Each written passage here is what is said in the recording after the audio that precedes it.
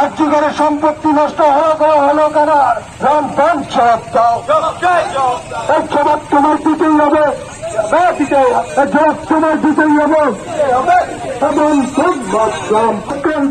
খুনির এই ফাঁসি চাই, খুনির এই ফাঁসি চাই, খুনিদের ফাঁসি চাই।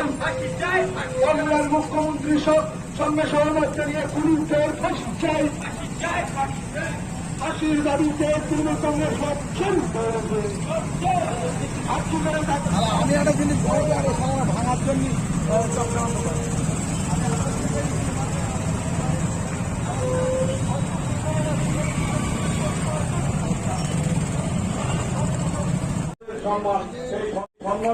দাবি এবং এই যে ঘটনায় সিপিএম তৃণমূল দাবি করছে যে হামলা হয়েছে তাতে সিপিএম বিজেপি কর্মীরা দোষী বলছে। গত 14 তারিখে রাত্রে যে ঘটনা ঘটেছে, এই ঘটনা পৃথিবীর সম্মানকে লজ্জা পাই। একজন তরুণী ডাক্তারকে ধর্ষণ করে খুন করা হয়েছে নৃশংসভাবে।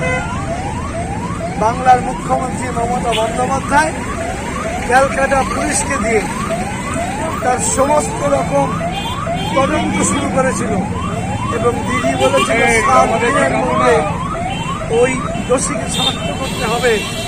কিন্তু মহামান্য ক্যালকাটা হাইকোর্ট বলছে সরকার নয়, ক্যালকাটা পুলিশ নয়, সিবিআই দায়িত্ব নেবে।